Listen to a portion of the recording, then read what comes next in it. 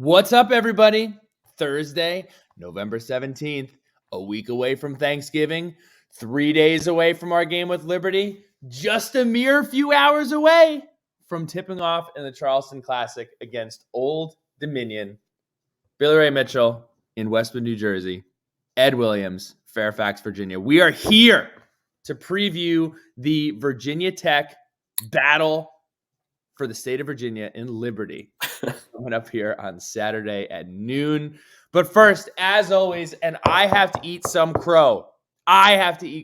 Jeremy Counts, I hope you're listening. On the Sean Padula podcast, I made the cardinal sin of talking about the Devils that are located at CVS. Why did this happen? Because I live in the metropolitan area right now where we don't have the local mom and pop shops that take care of us. We don't have the people that care about you as a person. I'm forced to march myself in to the evil W and the evil C in Walgreens and CVS. But if you are in the New River Valley area, if you are in Blacksburg, if you need prescription medication or anything to take care of your cosmetic self, maybe a drink, maybe some Sons of Saturday apparel, and you have the ability to go into Main Street Pharmacy, do me a favor. Go ahead and do that, because at Main Street Pharmacy, you are more than a number. You are a neighbor. Huge mistake. Had a lot of people calling me out for it. I deserved it. That's on me. So there we go. Glad we addressed that. I also wrote a haiku this week. Me and Ed held it down. We had a little bit of trouble when Pat is not on the podcast. The haiku is a little bit of a challenge. But here we go. Hokie hoops today. Got to talk about football. Let's win in Chucktown. That is our Hokie haiku. Ed, so walk me through.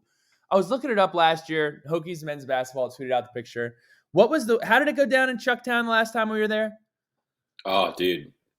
You're going to have to give me some time to research that one. What year was that? I believe that was 2019. It might have been 2018. I know that Beatty was in the picture. It was a picture of Justin holding the trophy. I saw Beatty in the picture, so it was young very Justin least. Robinson was in the picture. So it's probably 18 then. Okay. Probably 2018 then. Beatty's freshman year. In terms of tournaments that we've won, we won the Boardwalk Classic that happened in Atlantic City. I was there, by the way. I was there too. We won the Maui Classic. No, we didn't. We beat Michigan State and we lost to Dayton. Obi Toppin, current New York Knick. So was the Charleston Classic the second to last tournament win that we had? Tournament hardware walk away with hardware win that we had?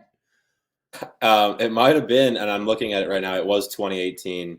And I guess what would have been a freshman, Nikhil Alexander-Walker, won MVP of that tournament. So that's pretty cool. Matt Hill had 23 in the second half to win the championship game against what at the time was number 23 Purdue. So Carson Edwards, dude. Carson Edwards, he had 26 in that game. Yeah, that guy was a stud. Is he still in the Celtics? I think he's still in the Celtics. No, dude, no. My Celtics look, I liked Carson Edwards in college. Not an NBA player. Love the guy. He's got some size issues, that's for sure. But no, that was a good win. Actually, at the bottom of the notes here, it had been 10 years since the Hokies won a non-conference tournament, winning the Holiday Festival title in New York in 2008.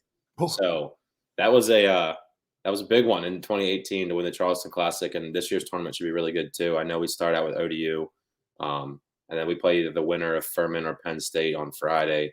But some teams in the other half of the bracket are like South Carolina, Davidson, College of Charleston. So overall, there's some solid teams in this tournament this year down in Charleston. It should be really fun to watch. I'm glad I get to work remote because it's at 2:00 in the afternoon on Thursday. That's right. And we're recording this podcast at 10:41 on a Thursday, so I'm sure you won't have any problems watching it later. But yeah, no, looking forward to it. Last thing on basketball. I know we're spending a lot of time on basketball, but basketball's fun. I enjoy talking about it. After every game, make sure you check it out. We're doing the Twitter Spaces as we did last year. It's been a ton of fun. Ed, great job. Sam, Jesse holding it down. Those have been great. Got Patrick Lawrence tuning in. But that's been fun and informative. And Stephen Collier. Dude, Stephen Collier. Stephen Collier is always holding it down. That guy's got bacon for days.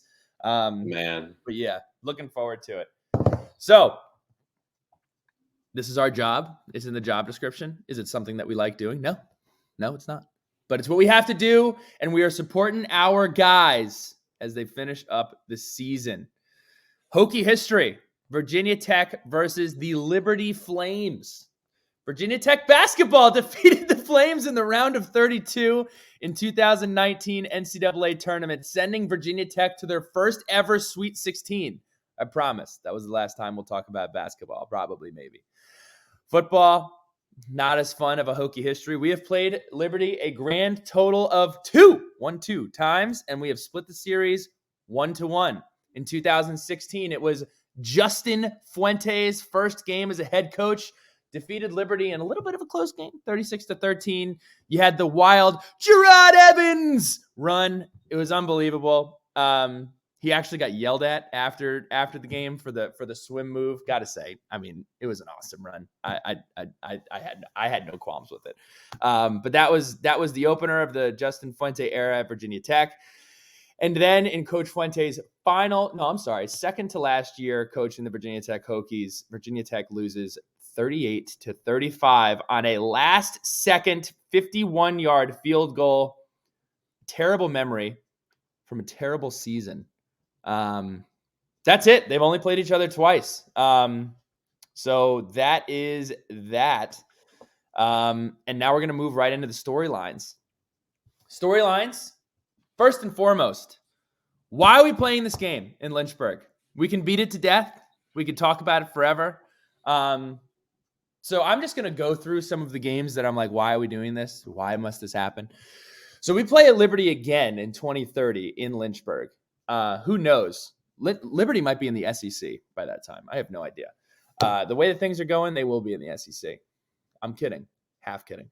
But to go over some of the other games that we have coming up, we're at Marshall next year. We are at Old Dominion in 2024. We are at Old Dominion in 2027. We are at Old Dominion in 2029, at Liberty in 2030, and at ODU in 2031. Ed, do you know of any other Power 5 program that is making these trips? Dude, it's so bad. I can deal with the Marshall one. Like, we all understand why that one's there. I guess I can even get behind the Liberty one because it's only a couple of them. But this ODU thing is outrageous, man. Like, I didn't even realize it was until 2031 until you just said it. That's terrible. Whoever signed that deal, I don't know who signed that deal. But I'm not a fan of theirs, whoever did that. Yeah, I can get behind the Marshall one, whatever, we get it. Liberty, I guess you can, I don't know, I'll accept apologies. There's no apologizing for the ODU series. What is going on? No. We should not be going there for, 15 years, 12 years, whatever it is? It's brutal. It's absolutely brutal. Hate it.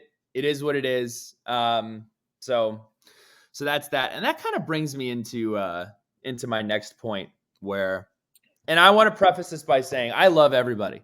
ELE, everybody love everybody. But I am going to make an observation coming from some people that I do love. Look, why are people allowing a university located in the hills of Virginia that has really nothing to do with our school, nothing to do with it? People aren't thinking about it. Hulu did a nice little documentary. I encourage you to watch it. Nice documentary. May be wrong, but it's very interesting. I watched it last night. It was it was something. Yeah. Some bad stuff happened at Liberty. Bad people associated with Liberty are no longer there. But why are we allowing a school to cause us so much anger and discomfort? No, we should not cancel the series with Liberty because we don't like Liberty. You will not get the Black Plague if you drive through Lynchburg, okay? And I will be at the game. I'm going to be there, bundled up. I'm going to be wearing maroon. I'm going to be loud on third down. I'm going to be in the stands. If I come back and I am speaking in tongues, if I come back and I have been captured by the devil, if I come back and I never hold a woman's hand again, because that is supposedly the rule on Liberty's campus, I'll let you know. But I don't foresee any of those things happening. Look, in my estimation, what is Liberty? It's the Christian version of BYU. Okay. And you know what? Everybody gets fired up to watch BYU. If Virginia Tech were to play BYU, which we do in like 2035, nobody's freaking out. I'm already thinking, okay, we play BYU. Let's make that a 3-week trip, and I'm going skiing. So I think everybody needs to take a deep breath. It's going to be okay. If you don't like them, let's not channel that energy into, I don't want anything to do with the game. I don't want us to do. Just support your team. Hope that we beat them. And maybe we will. Ed, any other thoughts? No comment on that last part there, but yeah, it's very interesting. I think there's a lot of factors as to why Virginia Tech fans do not like Liberty University. And maybe one of which is that simply at this point, they're nipping on our heels. I mean, they're a really good football team and a really good program. They're good athletically across the board. They have a great baseball team, solid basketball team. We just talked about how we played them in the tournament. So they're good athletically across the board.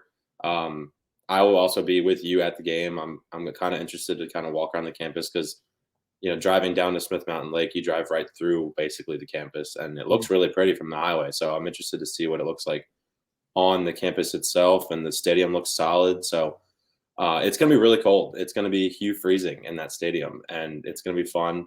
But yeah, I don't know. It's just like I've stopped at the Sheets in Lynchburg. I'm still here. I'm still breathing. Like it is what it is. The thing. Yeah, I mean this is a dangerous situation, Ed, because with you and me going, I mean if you and I join some sort of Christianity cult, like everybody thinks would happen, the Hokie Hoops Pod and Sons of Saturday are going to be in a lot of trouble. So, but yeah.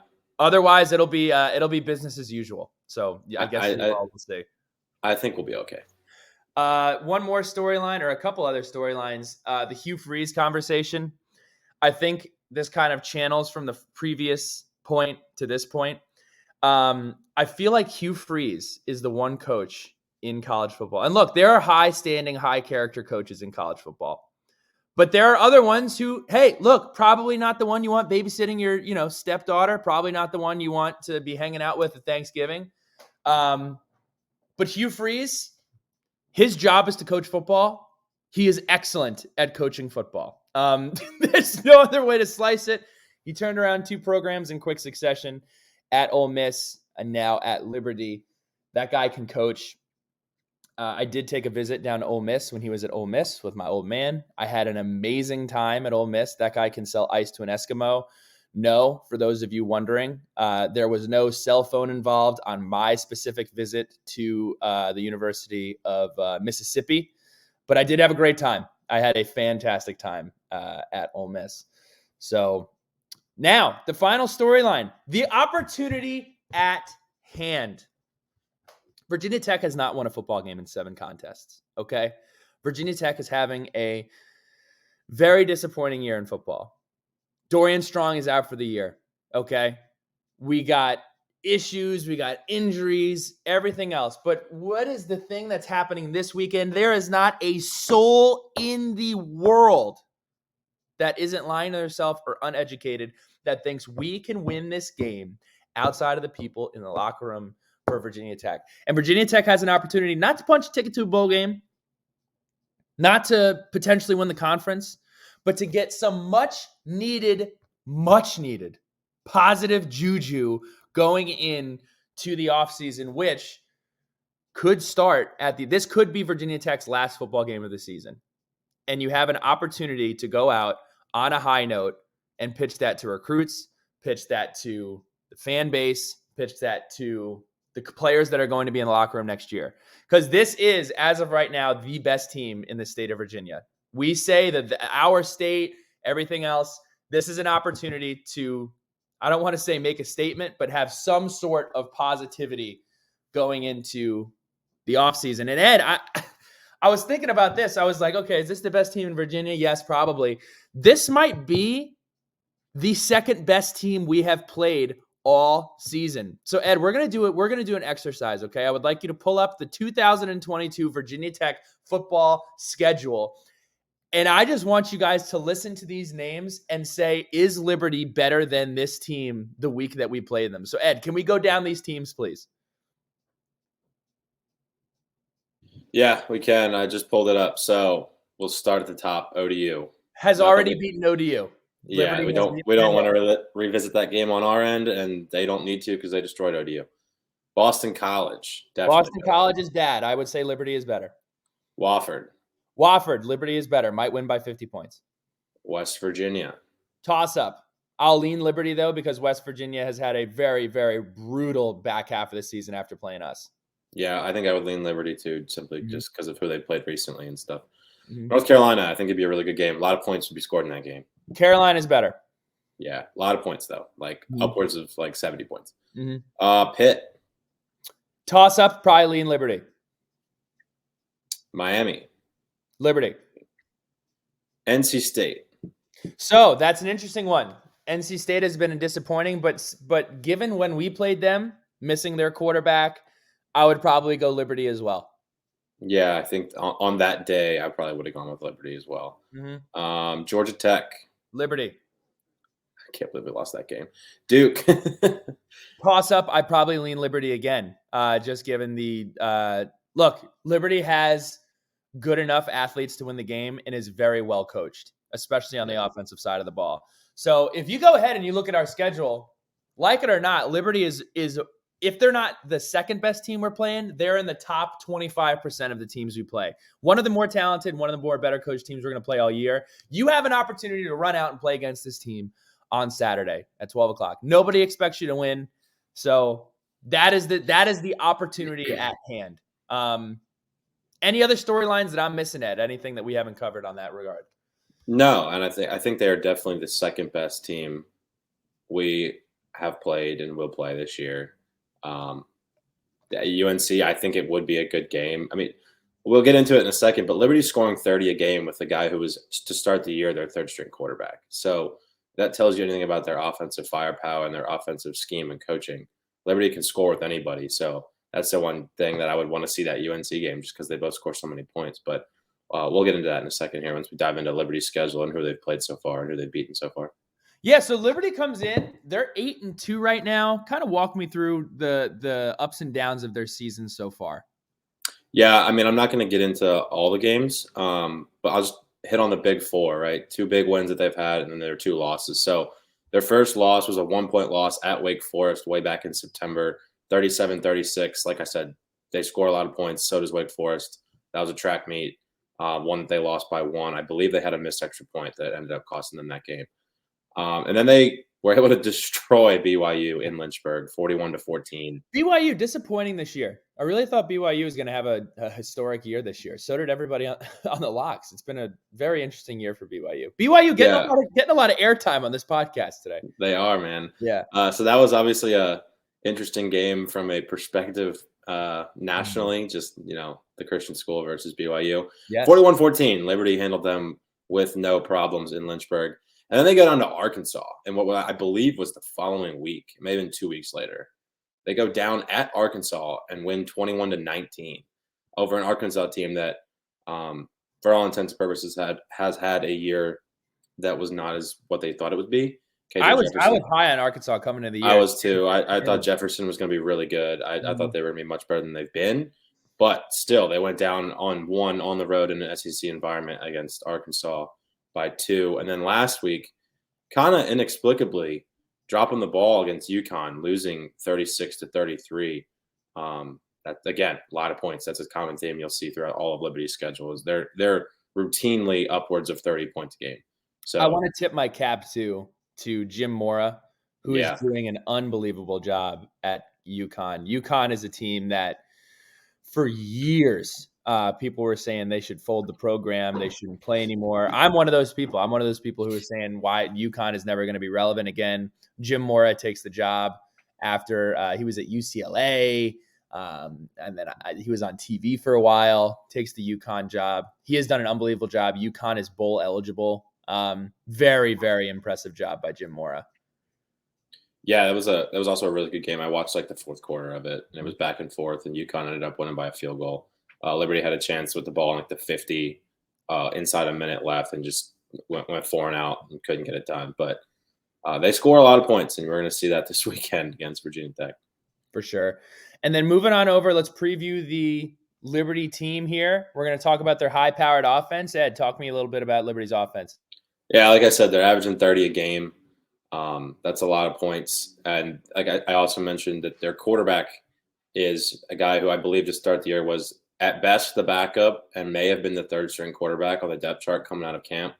The starter to open the year was supposed to be Charlie Brewer, and he has not played since week one. Actually, I think he got in for one snap in a different game and couldn't get it done. I think his injury was still bothering him. But they've been scoring 30 a game with a guy who was supposed to be their second or third string quarterback.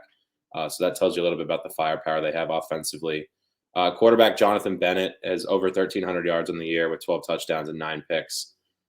They have another quarterback who I believe is still out, who had around like 800 yards and a couple of touchdowns on the year as well. And Charlie Brewer hasn't played since week one. Running back Day Hunter has 850 All-time yards. name. Yeah, All-time for name. real. That's an awesome name. And he's got 850 yards, 8 touchdowns on 6.5 per carry. So he's staring at a 1,000-yard year right in the face heading into the last 2 weeks. And I'm sure he thinks he can probably get that done this week against Virginia Tech. And then at wide receiver, I'm just going to highlight one guy, but Demario Douglas has 56 catches on the year already, which is over 20 more than the Hokies' highest receiver in terms of volume, 830 yards and 6 touchdowns. So their offense is extremely dynamic, and they've done it with multiple quarterbacks. And they've got another running back who has had himself a solid year as well, but just wanted to highlight Day because I think he's going to be a problem on Saturday. And as we mentioned, Dorian Strong is out for the year. Virginia Tech, we are still looking for a pass rush going into this week. Be a great time to develop one right now. Yeah. But yeah, it's going to be a tremendous challenge for the Virginia Tech defense coming into this week, and the offense is going to have to score points if Virginia Tech is want to have a chance. Speaking of the offense scoring points, talk to me a little bit about the Liberty defense. Again, this is a team, take in mind, NYAG50. What is that? That is an abbreviation. What does that mean? This is not your average group of 5 opponents. They have had some formidable games against formidable opponents, so take these averages with a grain of salt. But go ahead and tell me a little bit about the defense for Liberty. Yeah, I'm not going to get too far into it because it's just going to get sad, but they're only giving up 22 points a game, and Virginia Tech is only scoring 19 points a game. So right there, bad omens up front. But we talked about, some of their big wins. They held BYU to 14. They held Arkansas to 19 points. Traditionally, or usually throughout the year, this has been a very good defense.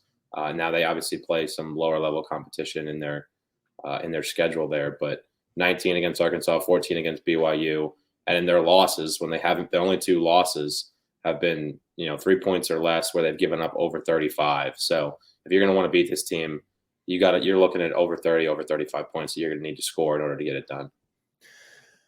On that note, let's talk a little bit about the over-unders. But first of all, our over-unders are brought to you by our friends over at DraftKings, an official sports betting partner of the NFL. DraftKings is my go-to when betting on the NFL this season. Right now, new customers can bet just $5 on any NFL team to win their game and get $150 of free bets if they do. Check this out. Right now, everyone can earn a 100% boost with DraftKings stepped up same game parlays.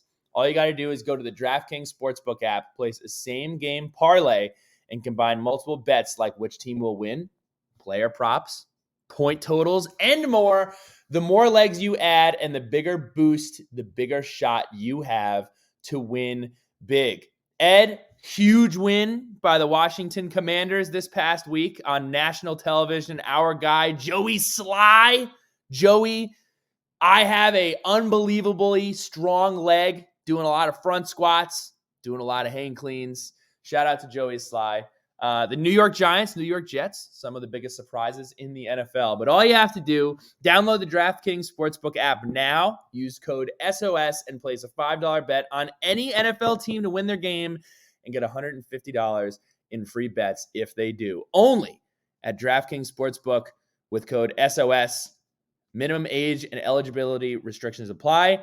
See show notes for details. Here we go. The lines. as of right now on DraftKings, Liberty opened up as 8-point favorites. They are now 10-point favorites, and the over-under sits at 46.5 points. Ed, I want to ask you, what are a few things that you think that we see on Saturday, and what are a few things that you hope to see on Saturday? Personally, I'm changing my tune a little bit here. I would love to see Devin Farrell on Saturday. Again, this is potentially the last football game that we will play this year, given obviously the tragedy that happened at UVA. Not sure what's going to happen with their season. This might be the last chance that we get to see how some of our players and our younger players look. So I would love the opportunity to see that. I agree that you stole my first one. I would love to see Devin Farrell get a chance. But back to what I think we will see. I don't think we will see Devin Farrell because I think we will see Virginia Tech able to stay in this one early in the first half. Our defense has played pretty good across the board throughout the year. They've just played a lot of defense, and that wears on you late into games, and we've seen that in some of our losses where we've lost late in games we probably should have won due to, who knows what. But I'd have to think that fatigue is a part of it when you're playing 21 minutes of defense in the first half against Duke. It's going to be hard to play good defense into the fourth quarter. So I'm going to hope that we see that trend continue this week where Virginia Tech plays really good defense in the first half and is able to keep this game close enough where the coaching staff's not going to want to turn to Devin Farrell in the second half. I would love to see him play. I've enjoyed watching Daquan Wright and Tucker Holloway and Mansour Delane and all these guys all year long, all these young freshmen. But I don't see a scenario, unless we're getting absolutely blown out, where the coaching staff is going to be willing to turn to Devin Farrell over a guy like Jason Brown, who is, the backup quarterback. So I would love to see him as well. What else do I think we're going to see? I think we'll keep it close in the first half, and then I think the second half could get really ugly really quick. If our offense is not able to hold time of possession for a significant amount of time, this Liberty offense is so explosive that I think if our defense starts to get tired, it could get bad. So our offense needs to do a good job of holding time of possession longer than 4 plays. A couple of stats that I wanted to share, dug up by our very own Sam Jesse. Last week, Caleb Smith and Keyshawn King combined for 4 targets. I'm going to repeat that. Caleb Smith and Keyshawn King combined for 4 targets, while Jalen Holston got 5 targets in the passing game. Furthermore, Jalen Holston had 12 opportunities, which means targets and carries. Caleb Smith, Keyshawn King, and Daquan Wright combined for 12 as well. Daquan Wright only has 4 targets over the past 2 weeks, none of them further than 5 yards down the field. Here's another statistic for you. Thank you, Sam, for digging these up. Only twice in ACC play have two wide receivers gotten 4 or more targets. Both of these times were to Caleb Smith and Dajuan Lofton against Miami. No Tech wide receiver has had more than 3. Last one, Caleb Smith, who is wide receiver 1, has failed to get 4 or more targets in 3 ACC games this season. Boston College, Miami, and Duke. Point of the matter is, I need to see guys that are going to be playing next year, hopefully, getting the football. Daquan Wright, that is a guy. I would not be angry if Daquan Wright had 8 targets going into this game. Get him the ball, make him feel part of the offense. Some creativity. I don't want to see quarterback power on 3rd and 7. Can we do something on offense? Can we play a complete football game in all phases just once? Just once. Let me just see what it looks like. It's the last game of the season. That's all I want, man. I just want to see a complete game and develop some sort of you're not even developing an identity because the season's coming to an end, but some sort of rhyme and some sort of reason on why we're doing the things that we're doing. Yeah, like what have we been working toward? Let's see whatever it is we've been working toward. Let's start Now's to the time. see that. Bryce Duke, would love to see Bryce Duke get the ball a few times in this game. They put him in last week a couple of times just to pass pro on 3rd down, and he would get blown up because, let's keep in mind he is still a freshman. Yep. But get him the ball in space. Throw him the ball out of the backfield. let's see what he can do. Yeah, I agree. Some creativity because they're going to need it. Otherwise, this could get bad. Unless the defense is just absolutely standing on its head. And again, I think the defense has this year done a formidable job, especially with how they've been in the positions that they've been put into. But I mean, there was a clear message from our head coach last week in the press conference, like our defense is scratching and clawing. The offense has to give us something. So without further ado, excuse me, score predictions for this football game. Ed, I'm going to make you first. No, I was going to make you go first. Well. Let's see. I think our defense is better than most that Liberty will have played coming into this game. I don't think Liberty gets to that 30 mark that they have routinely gotten to.